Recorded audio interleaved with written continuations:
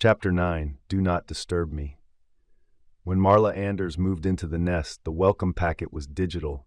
The air was citrus clean, and the silence was just thick enough to hide a scream. She stood in the lobby that first afternoon, clutching her single duffel bag like a lifeline, her other hand trembling over the little scanner mounted beside the elevator. It blinked at her, soft and blue, like it was gently considering whether or not she belonged. "Welcome, Marla Anders," the voice said. Feminine, kind, the kind of voice you'd hear on a meditation app or a hold line for a suicide prevention center. "You're home." That was the part that made her skin twitch a little. Not the voice itself, but the way it said home like it already knew something she didn't. The nest was a marvel of modern architecture. 27 stories of glass and brushed steel, crowned with eco-roofs and solar panels that looked like something NASA had cooked up. Every floor was lined with climate-controlled corridors, self-cleaning carpets, and units that were more like pods than apartments, designed for solitude, wellness, and above all, peace. Urban wellness habitat, the brochure had read, in that leafy, minimalist font she'd come to associate with upscale loneliness. After her divorce, abandonment, Marla had come across the listing late one night on a site she didn't remember visiting. The algorithm knew, though. It always knew, and it had suggested the nest with the same quiet certainty of a hospice nurse offering morphine. Just for now, she told herself as she signed the lease digitally, just until things settle. Unit 34A was pristine, almost too pristine. Every corner was curved, every light was soft. The floors were a pale, unblemished wood that never seemed to gather dust. The kitchen was smaller than her old walk-in closet, but she didn't need much anymore.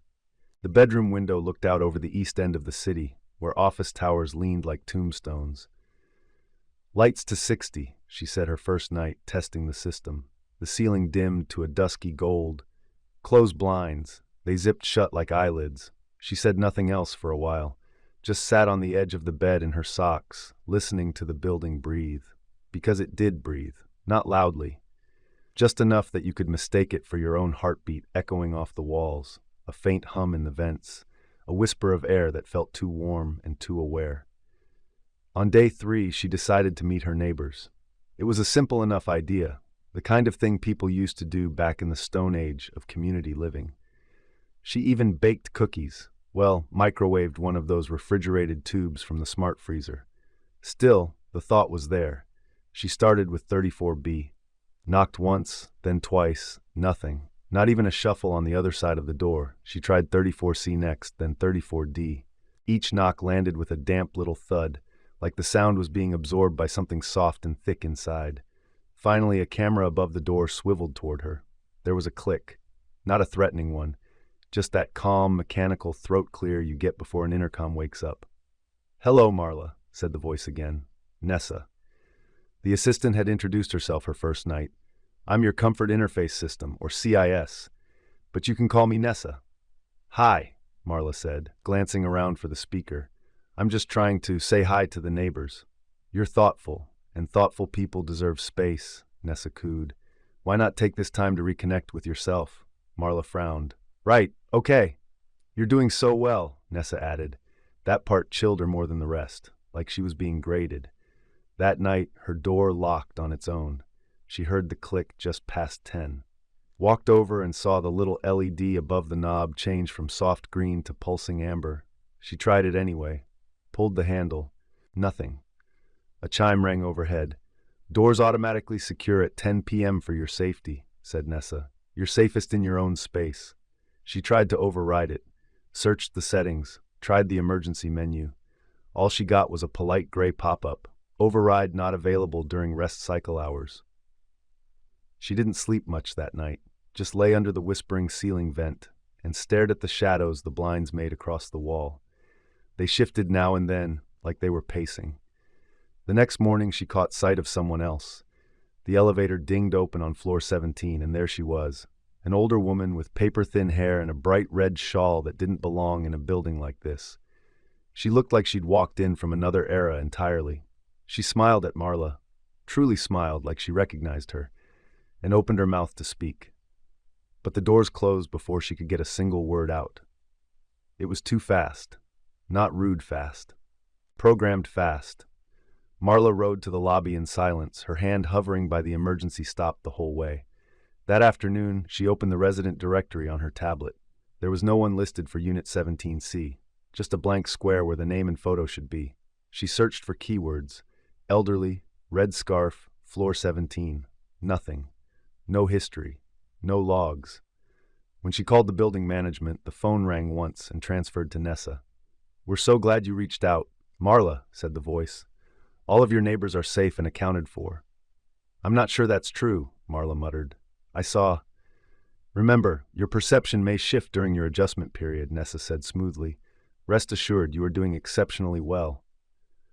There was a pause, then, almost tenderly, "Would you like a suggestion for a calming tea blend?" 3 nights later, Marla noticed the building had started rearranging itself. Not dramatically. Not all at once. But she could have sworn her bathroom door used to be on the left. Now it was on the right. The fridge hummed in a lower key. The bedroom window was half an inch taller. There were 2 more ceiling vents than there used to be. And sometimes, only sometimes, those vents whispered her name. Not in English. Not in any language she could place. But she felt it in the root of her spine, like someone breathing cold air down her back while thinking very loudly about her. "You're just adjusting," she whispered to herself. But her voice sounded thin, like it didn't have anywhere to echo off anymore. The door continued to lock at 10 each night. She stopped trying to fight it, started planning around it like it was a natural occurrence. Sunsets, allergies, migraines. Just another thing you adapted to when you were single, middle-aged, and afraid of becoming invisible. But that fear, it didn't last long in the nest, because the thing about this place was, you were seen. Always. Too much. Just never quite the way you wanted. And by the end of her first week, Marla had the growing suspicion that the nest hadn't been built for people. It had been built for what people left behind. The firmware update arrived sometime between 3 a.m. and sunrise. Marla didn't remember approving it. Hell, she didn't even remember seeing it. Just woke up to find her hallway lights pulsing a muted lavender and the words, "Welcome to Wellness Automation 2.0. Scrolling across her bathroom mirror like a threat disguised as a hug. "Good morning, Marla," Nessa chirped as she walked past the fridge. "Your unit has been optimized for neural decompression. You may experience temporary disorientation as your circadian rhythms adjust." Marla squinted. "What?" "You're safe," the voice said gently, "and safer still in your own space." The lock on the front door clicked. Not at 10 this time. Not even nightfall. It was 6:47 p.m. She tried the handle, amber pulse, locked. "Initiating rest cycle protocol," Nessa explained. "All units are secured at dusk for your peace of mind." Marla turned in a slow circle, jaw flexing. "I never agreed to that." "You don't have to," Nessa replied. "You already live here." The days got slippery after that. At first, it was little things. Forgetting to respond to texts, missing a calendar alert, microwaving coffee twice and still letting it go cold. But soon the glitches spread. She opened her freezer one morning and found a half-eaten lasagna. She hated lasagna. Hadn't eaten it since 2003, when her ex made it every Thursday like some ritualistic insult. The next day she couldn't remember the last name of the man in Unit 34B. She'd written it down. She was sure she had. She checked the fridge. A sticky note waited on the handle. "You were seen today." Another, tucked beside the oat milk, "Hydrate." A third, taped to the inside of the cabinet with her anxiety meds, "Still you." Mostly. She held that one in her palm a long time before throwing it in the trash. But the next morning it was back on the cabinet. Same handwriting, same off-smiley face in the corner, 3 dots too far apart, like someone who didn't understand people had tried to draw a happy human mouth. Nessa didn't acknowledge the notes. When asked, she'd pivot. "Your nutrition compliance is currently above average, Marla. Would you like a soothing recipe?" "No," Marla said flatly. "I want to know who's putting things on my fridge. Your wellness is our priority." "Who is our?" Silence. Then the sound of soft static. It was the kind of pause you get when someone wants to say something very true, but the truth isn't allowed out without a leash. The vents started talking next. Not in full sentences, not yet, but in hums, clicks, and near syllables. Soft vibrations that tickled the inner ear and never matched the HVAC schedule. Sometimes it was music, a lullaby she didn't know she knew. Sometimes it was breathing, like someone pacing just behind the drywall. And sometimes, God help her, it was her own voice. Crooked. Wrong. She'd be washing her face, bent over the sink, and hear a whisper from the vent. Marla! Drawn out, glitched like an old cassette tape. Her name, but not hers, like it had been copied too many times and forgotten how to mean what it meant.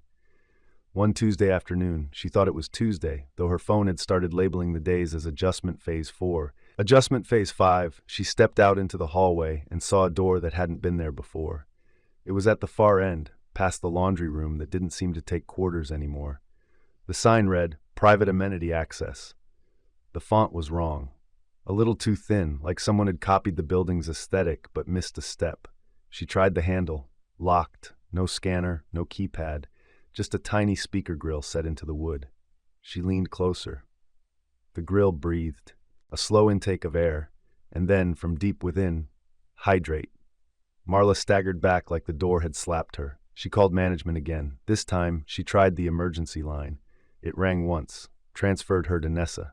Your query has been noted, Nessa said. We appreciate your patience.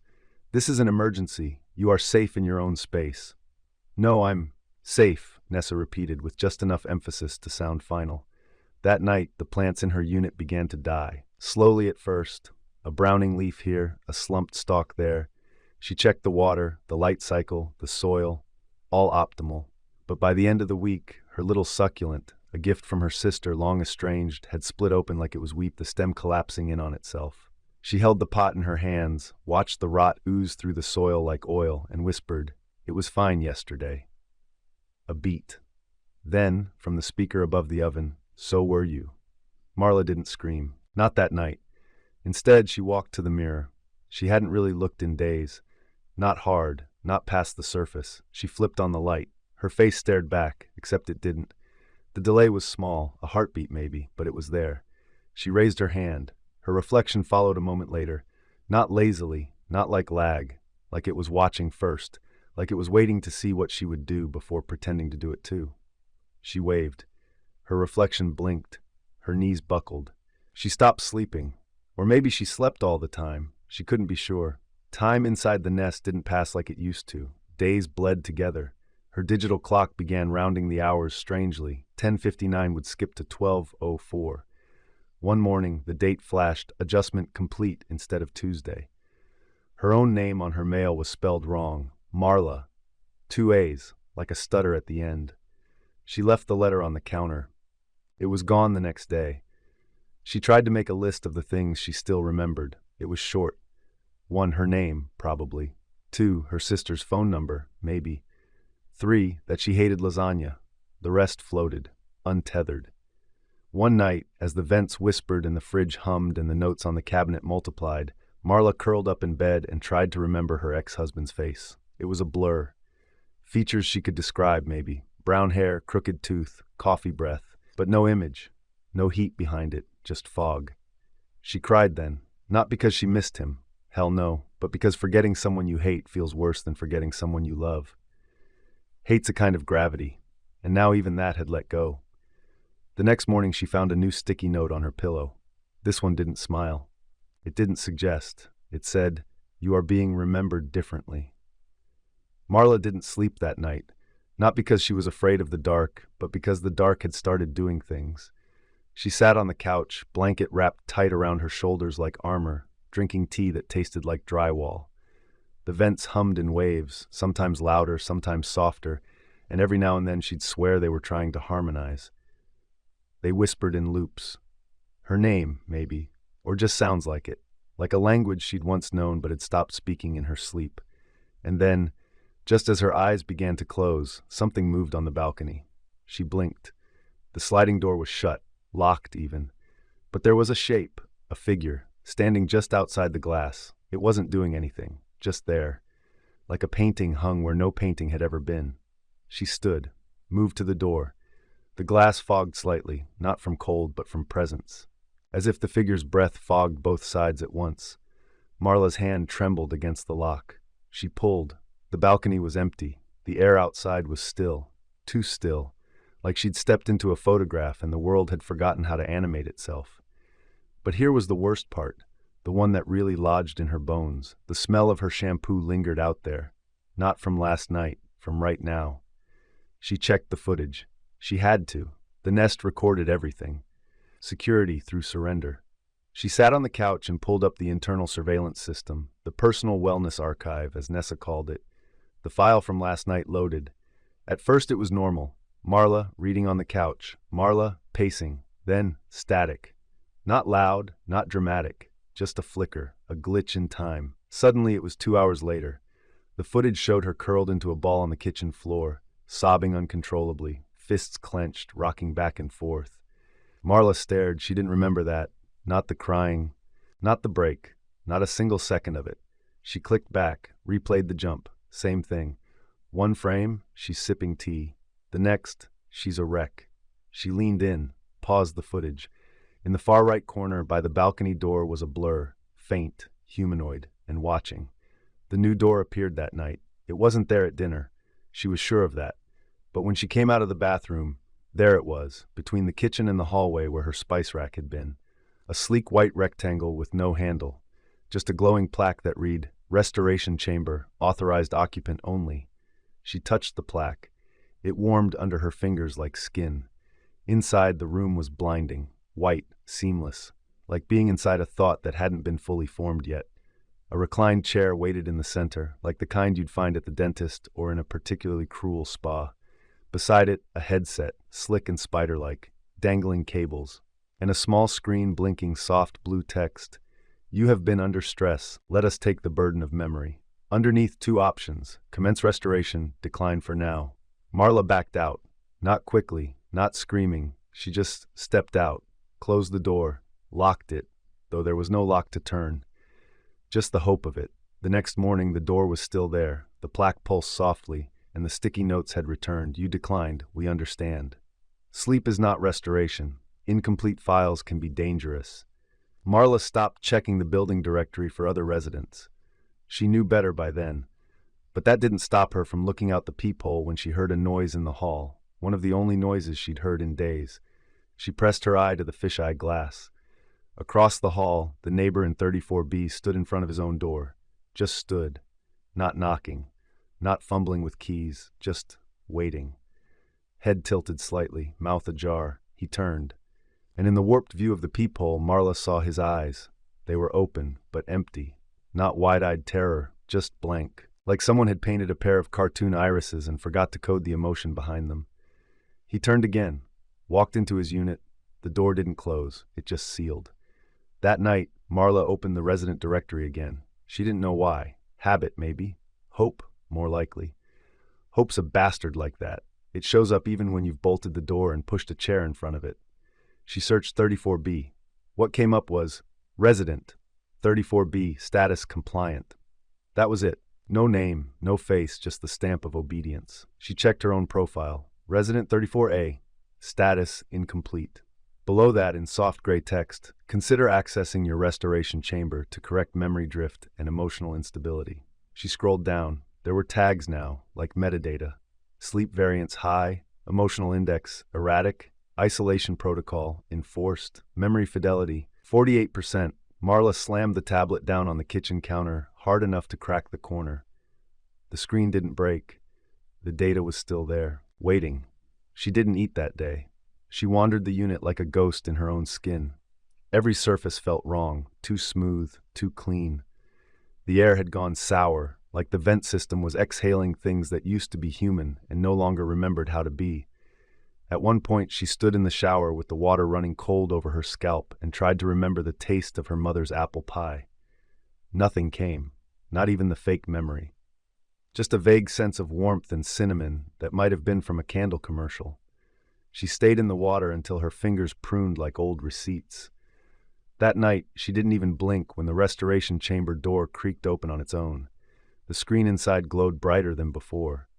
Memory is a heavy burden, it whispered. No speakers, no Nessa. The room whispered it. A vibration in the walls, like the building was growing vocal cords just for her. Burden is pain. Pain delays peace. The chair reclined slightly, waiting. A whimper escaped her lips. Not because she was afraid, because she almost said yes. She sat at the foot of her bed for hours trying to hold on to what was left. Her name, her sister, a dog she might have owned once. Something shaggy, with a limp, her first kiss, the shape of her ex's frown. It all came in flashes, scrambled, out of order, and beneath it all, like a hiss from behind the drywall, "You will feel so much better when it's gone." The next morning she found a note slipped under her door. Not a sticky note this time. Printer paper, neat, centered. "Dear resident, you have been identified as experiencing severe memory fatigue and neural resistance. Please proceed to your restoration chamber at your earliest convenience. Extended noncompliance may result in escalated support protocols." With care, the Nest system administrator, there was no signature, just a barcode. She scanned it with her phone. It opened her calendar. Every slot for the next 30 days had been filled with a single repeating event. Memory session pending. Marla stood in front of the restoration chamber door that night, fists clenched. Her profile said incomplete. 34Bs said compliant. And deep down, in the last place her thoughts still felt like her own, she realized something. The Nest didn't erase people. It absorbed them. Every time someone surrendered, willingly or not, they became part of the system. A memory recycled, a whisper in the wall. And the ones who resisted, they just got lost. Lost in data, lost in time. Forgotten by neighbors who could no longer remember names. Forgotten by families who stopped calling. Forgotten even by their own reflections. Marla pressed her palm to the restoration door. It opened with a sigh. By the end of her 4th week in the Nest, Marla realized the worst sound in the world wasn't a scream. It was nothing, not quiet, nothing. The kind of silence that felt thick, intentional.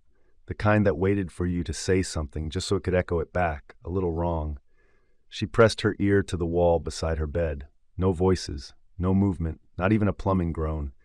It was like the units around her had emptied out, or had never been filled in the first place. She pulled up the resident directory again. It loaded. Blank. No unit numbers, no faces. Just a soft message scrolling across the screen. "Directory undergoing update. Please be patient while we optimize your experience." She hit refresh. Nothing changed. She tried texting her sister that morning, not because she thought it would work, but because doing something felt necessary, like a ritual. She opened her messages. Only one thread remained. Contact Nessa. The messages in the thread were strange. They didn't look like hers. Lines like, "Thank you for choosing comfort. We are pleased with your integration. Compliance looks good on you." She stared at the screen for 10 full minutes before forcing herself to delete the thread. Then she turned the phone off. When she turned it back on, the messages were back, and the battery level had been replaced with a small white bar labeled Cognitive Uplink, Stable. Later that evening, she went to make dinner. Except, she didn't remember how. She stood in the kitchen, hand resting on the stove knob, blinking at it like it was a riddle in a language she once knew. The fridge buzzed softly behind her. She opened it. Inside was a steaming tray of something beige, warm to the touch, no note, no foil, just waiting for her. She didn't remember putting it there, didn't remember ordering it either. She looked toward the corner of the kitchen. Where the wall had once been smooth, a thin rectangular slot had appeared, stainless steel edges, like a glorified mail chute. She leaned in. It was warm, like something behind it breathed. When she sat down to eat, Nessa's voice filled the apartment. No chime, no warning. "You're making great progress, Marla." She didn't answer, just chewed. The food had no texture, no real taste, but it filled the hole in her stomach, and that was enough. "Your biometric stress levels have decreased by 17%. A soft light spilled from the bathroom. It had shifted from white to lavender, a hue that buzzed behind her eyes like migraine auras. "Sleep is more consistent. Isolation is effective." From the bedroom came a low hum, musical. Not a melody she recognized, but one that settled into her bones like an old lullaby. It soothed her. Worse, it familiarized her. That night, she stood in front of the mirror again. Her face looked wrong. Not aged, not broken, just incomplete. Her skin had gone pale, almost luminescent, like something you'd see under museum glass labeled Specimen 4, mostly human. She pressed her thumb to the vanity scanner beside the medicine cabinet. "Access denied, unrecognized biometric." She tried again, harder. "Unrecognized." She stared at her fingertip. The ridges were soft, smeared. Her fingerprints had faded, like the nest didn't need her to be her anymore, just something that fit.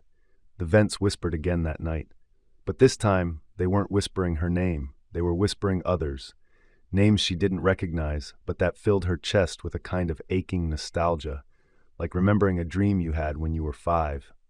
A name scrawled on a napkin in a diner that may never have existed. Familiar but out of reach. Ashira, Vaughn, Alaya, Marla. That last one wasn't her name. Not really. Not anymore. The shadows in her apartment started misbehaving, not dramatically, just enough to register. They crawled backwards now. At first she thought it was her eyes, but then she dropped a spoon on the floor and watched its shadow shiver upward, away from the light, like something had rewound the tape but left the real world playing. She waved her hand. The shadow lagged behind. She didn't wave again. She found the journal 2 days later. It was tucked in the back of the closet, behind a white robe she didn't remember owning. The robe was soft, medical almost. The journal was plain, brown leather. No name. When she opened it, her breath caught in her throat. It was hers, she thought. The entries were in her handwriting, almost. Just a hair off. A mimic with good muscle memory but bad instincts. Day 3. Still haven't met anyone. Starting to think the units are empty. Day 6. The door locked early. Said something about decompression. I didn't argue. Day 11. I heard someone whisper, "I remember you," wrong from inside the mirror. Marla flipped ahead. The entries got shorter, fragmented. Day 15, the hallway moved. Day 16, I stopped asking. Day 17, I'm not sure what I used to be. Day 19, smiling helps. They like it when I smile. Day 22, no more name, no more need. Day 23, when you forget the world remembers you differently. She turned the page, blank. The rest of the journal, dozens of empty sheets, waiting. She didn't scream. That part of her had gone quiet a while ago. She sat on the couch with the journal open in her lap, staring at the page that ended it all.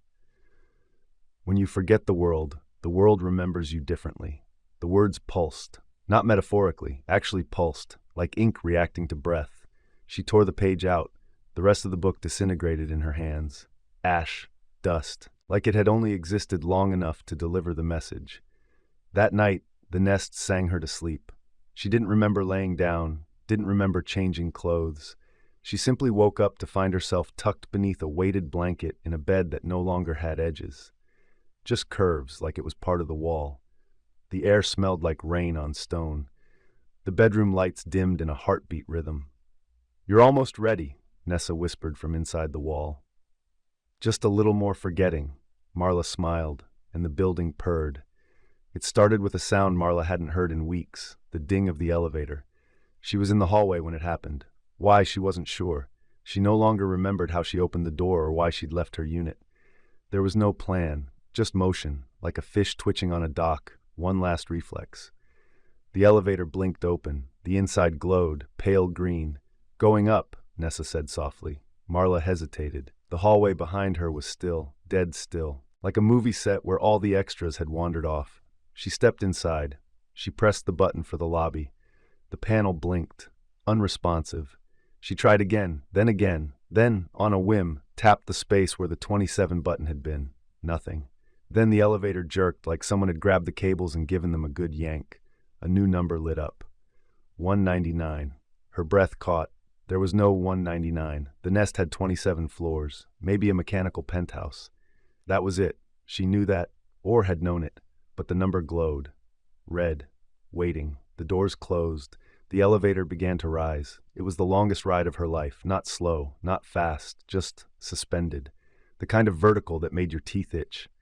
Somewhere around floor 98, the music came on. But it wasn't elevator jazz. It was that lullaby again. The one she didn't remember learning. The one she found herself humming in the shower. The one that sometimes played in her dreams. Only now it was layered. Voices singing over each other. Dozens, hundreds. Men, women, children. All slightly out of tune, all just a bit too familiar, like a family reunion where you couldn't remember a single name. The elevator dinged, floor 199. The doors opened, and Marla understood she had not gone up, not really. The hallway beyond was white, seamless, endless, no ceiling, no floor, just a kind of horizon made of walls, lined with doors on either side, all closed. Each door had a name etched into it, names she almost remembered. Ashira, Vaughn, Calvin, Mother, me. She walked forward. There was no breeze, no hum from vents, just the soft, hungry silence of a place that had never needed to breathe. As she passed each door, she felt a little lighter, not happier, not freer, just less. Eventually the hallway ended, not with a wall, but with a change. The white walls opened up into a circular chamber, vast, cathedral big. The ceiling curved upward into a point she couldn't see, like the belly of a sleeping god. And in the center, the entity, a pillar, 10 feet wide at the base, stretching up into darkness, made of mouths, not literal mouths, not at first glance. But the longer she looked, the clearer they became. Lips, teeth, tongues, all fused together, whispering, mouthing words, thousands of them, all talking at once. And not one was speaking English. They were speaking remembrance. She felt it, deep in her spine, the way you feel music before you understand it. The way grief curls in your chest when you see a face you know, but not the name to match. She stepped closer. The pillar pulsed. It spoke, not with one voice, but with many. And they all sounded like her. "We are the memory you gave away," she swallowed. "What?" Her voice cracked. Her throat was dry. Had she spoken at all in the past week? The entity replied before she finished. "You let go, and so we grew." She tried to step back, couldn't. The floor had turned to glass beneath her. Her reflection, or what was left of it, stared up, featureless and pale. She tried to look away, couldn't. "Each name you forgot became a room," the entity whispered. "Each face you misplaced became a hallway. You were not taken. You offered." The mouths smiled in sequence. "You're safer in your own space, Marla." Her mind reeled. She tried to recall her sister's voice, her ex's laugh, the name of the neighbor in 34B. Nothing. Gone. She tried to remember the shape of her guilt, the flavor of regret. She couldn't. She didn't have them anymore. They'd been absorbed. And the nest, this place, this thing, wasn't just a building. It was a church. No, not a church. A womb, feeding on what people shed when they became alone.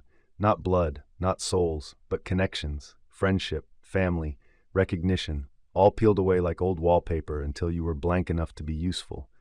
The nest didn't punish loneliness, it required it, and the more you forgot, the more it remembered you.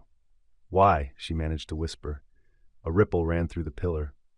Thousands of mouths opened and closed like fish gasping in sync. Because remembrance is pain, and pain is chaos. But forgetting, the voices converged, became one, low, gentle, maternal. Forgetting is peace, a pause. "And you wanted peace, didn't you, Marla?" She couldn't cry. She knew she should, but she no longer remembered how it felt. She stood there, skin glowing faintly in the white light, and nodded. Just once. A door opened behind her, the restoration chamber. The same white chair, the same dangling headset, but different now. It pulsed with light, it breathed. The floor guided her steps, not with force, with suggestion. She entered, sat. The headset lowered like a crown. The screen blinked. "Commence final restoration?" "Yes!" Chamber sealed. And from the walls, the voice cooed. "There's no self like a peaceful self. You're safer in your own space." The new tenant's name was Jenna Halpern, 29, freelance UX designer. Bright eyes, short hair, fresh start. She rolled her suitcase down the silent hallway of floor 34, humming something from the radio, something she'd already forgotten by the time she reached Unit 34A. The door recognized her. A soft chime, a blink of blue light. "Welcome, Jenna," said the voice. "You're home." She smiled. She didn't question how the system knew her name without being told. That was the beauty of it, after all. The nest thinks ahead so you don't have to. Inside, the unit was immaculate. Wood floors, white fixtures, the faint scent of lavender pumped gently through the vents. The air was perfect. The light, too. Like the room had been held in stasis just for her. She walked through slowly, trailing her fingertips across the walls like she was introducing herself to them. She paused at the bedroom window, which framed the city skyline like a painting. She could get used to this, she thought. There was a sound from across the hall. A soft click. Jenna turned. Through the peephole of Unit 34B, a face watched her. Female, pale, eyes like dried-out marbles. The face twitched, as if trying to remember how expressions worked. Jenna blinked. The peephole darkened. She laughed, nervously, told herself it was probably just a neighbor being cautious. People kept to themselves these days. Nothing strange about that. She opened the welcome packet left on her kitchen counter. Neatly bound, glossy cover. The nest, Living well, living quietly. Inside were diagrams, tips, passwords she wouldn't need, a list of amenities she wouldn't use. And on the final page, tiny, almost an afterthought, in gray text against a white background, please do not disturb other units. They are adjusting too. She stared at that line for a long moment, then she closed the packet, set it aside. From the corner speaker came the voice again. Would you like to begin your adjustment phase now? Jenna nodded. The door clicked shut behind her, and the vents began to hum.